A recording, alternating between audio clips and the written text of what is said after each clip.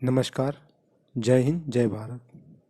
मैं संजय कुमार पुनः आपके समक्ष लाइव वीडियो में स्वतंत्र भारत के संबंध में कुछ बातें लेकर उपस्थित हुआ हूँ।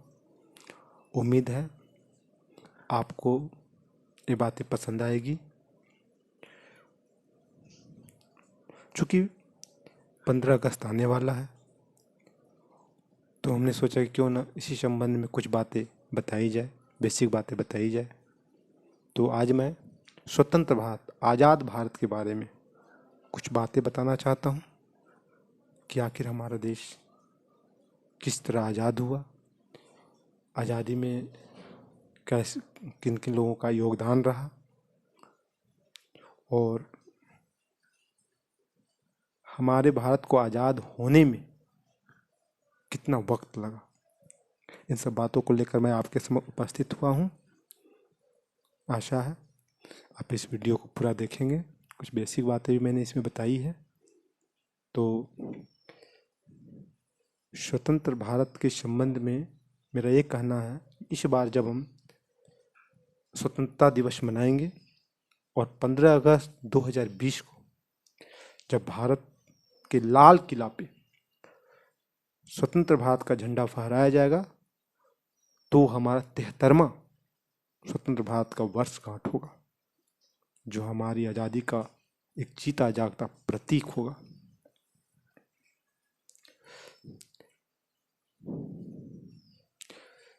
पंद्रह अगस्त 1947 को जब हमारा भारत आज़ाद हुआ था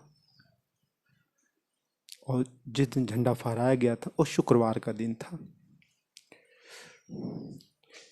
इस बार भी जब हम आज़ादी के 73वें वर्षगांठ पर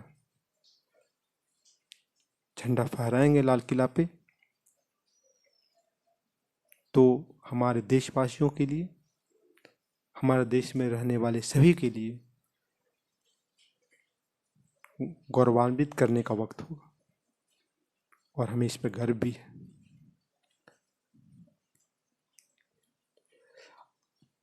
आज़ाद भारत का अर्थ इसी से समझा जा सकता है कि लगभग 200 वर्षों तक अंग्रेजों ने हमें गुलाम बनाकर रखा, तब जाकर हमें काफ़ी परेशानियों के बाद आज़ादी मिली।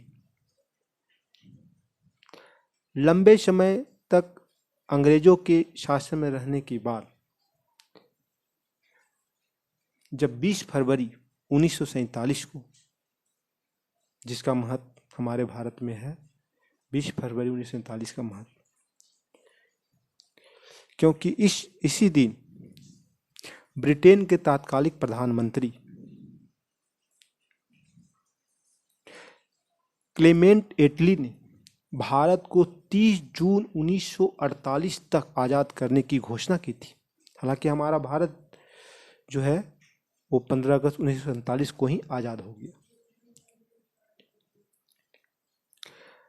15 अगस्त 1947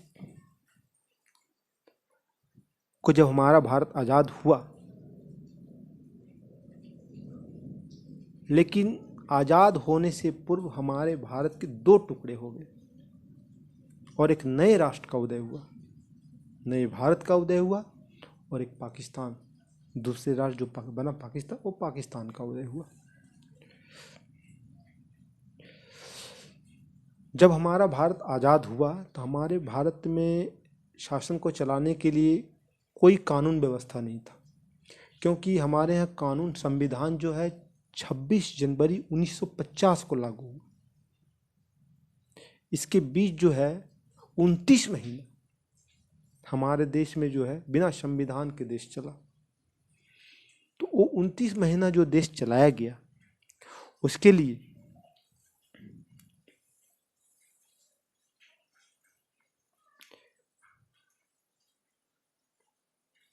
संविधान लागू होने से पूर्व पहले तब तक के लिए देश में इंडियन इंडिपेंडेंस एक्ट 1947 को प्रभाव में लाया गया।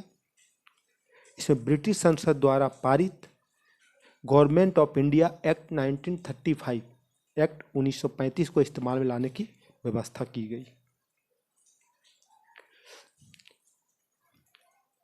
संविधान बनाने में संविधान सभा ने 2 साल 11 महीने 18 दिन में 166 बैठक की,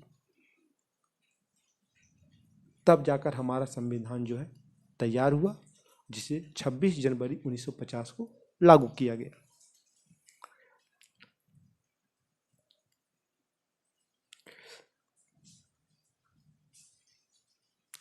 आज़ाद भारत में जो संविधान सभा का गठन किया गया, वो अपना काम 9 दिसंबर 1947 से शुरू किया। संविधान सभा के सदस्य भारत के राज्यों की सभाओं के निर्वाचित सदस्यों के द्वारा चुने गए थे। जवाहरलाल नेहरू, सरदार वल्लभ भाई पटेल, श्यामा प्रसाद मुखर्जी, मौलाना अब्दुल कलाम आज़ाद आदि इन सभा के प्रमुख सदस्य थे। आज़ाद भारत में राष्ट्रपति की जगह ब्रिटिश व्यवस्था वाले गवर्नर जनरल के पद को तात्कालिक तौर पर बनाए रखा गया, लेकिन राष्ट्रपति के समान अधिकार सौंपे नहीं गए।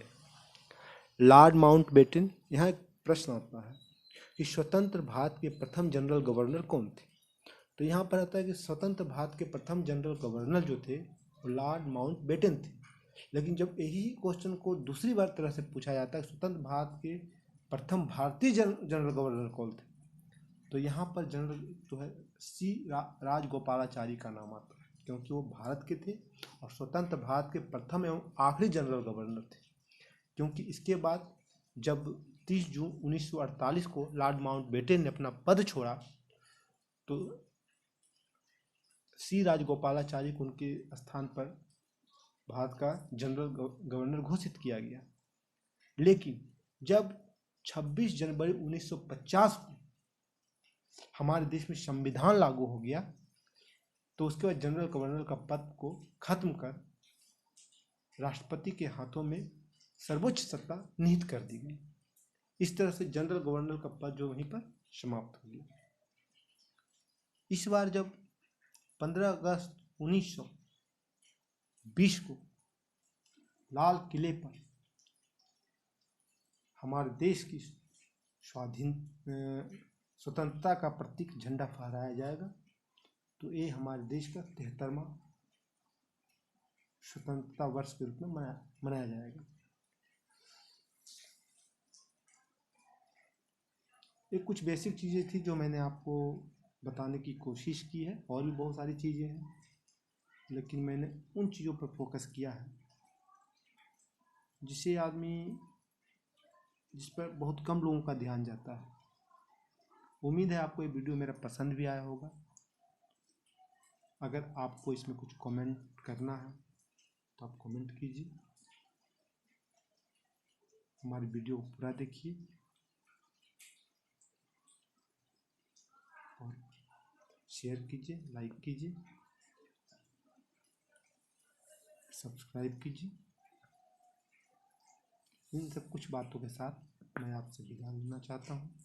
अगले वीडियो में फिर मिलेंगे, तब तक के लिए नमस्कार, जय हिंद, जय भारत।